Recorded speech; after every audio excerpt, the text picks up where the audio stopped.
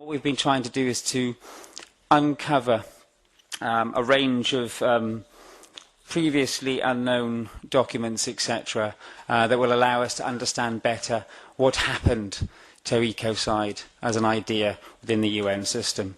So the original impetus then was to try and trace this history and find out what the decisions were behind its various dilutions, which is basically, I think, the fair way of describing what happened.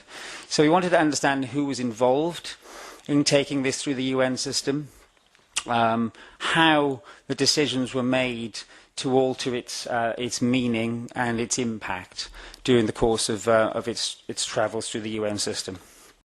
Well, ecocide is a really, really interesting concept, and it has quite a rich history in the United Nations system.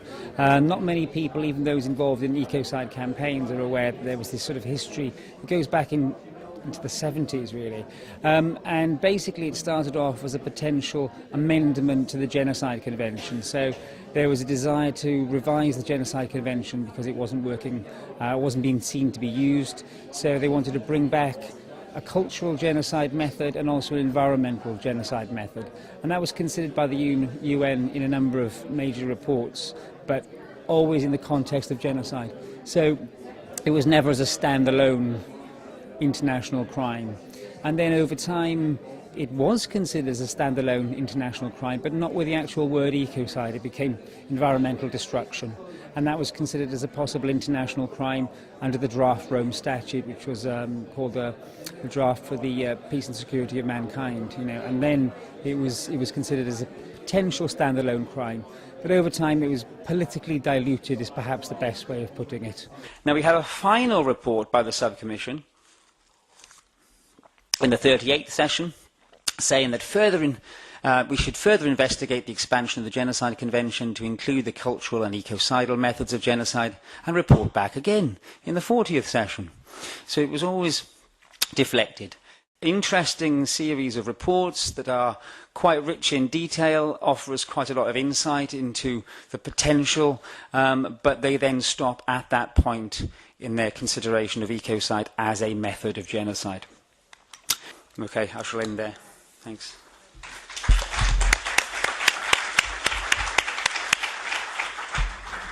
And in the end we ended up with an article of the Rome Statute which only considers environmental damage as a war crime.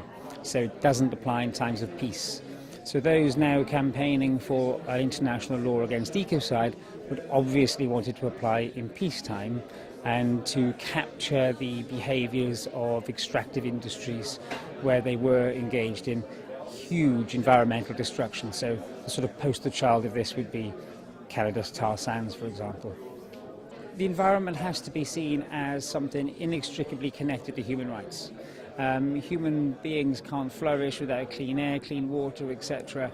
And within the UN system there's now a complete understanding that the environment is vital to understanding and securing human rights. So that connection is now made, it's established. Where would ecocide fit in? Well, it would try and make illegal such practices that are so destructive as would have an immediate impact. Unlike something like climate change, would have an immediate impact on human rights. Again, something like dispossession of indigenous peoples with massive industrial extractive industries would first of all dispossess them immediately, and then they would end up having to live on the margins of these things and bear the brunt of the pollution, etc., which would take a bit longer, because corporations don't care about many things, but one of the things they may care about is their image. So, if they have a tarnished image, in some respects that may hurt them more than trying to work on a cost-benefit analysis which factors in financial sanctions. I mean, let's say you did get an international crime, the question would then be what sort of punishment is attached to it. If it's just fiscal, more often than not corporations that make vast amounts of money just factor it in to their costs.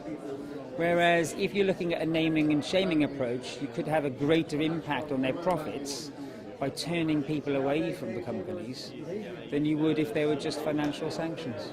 If an international law of ecocide had significant potential for criminal sanction of CEO officers, for example, I think that would make an enormous difference practically. But the question would be, would you get to that stage within a negotiated UN-type setting? What exactly ecocide is and how we define it, that's the big question.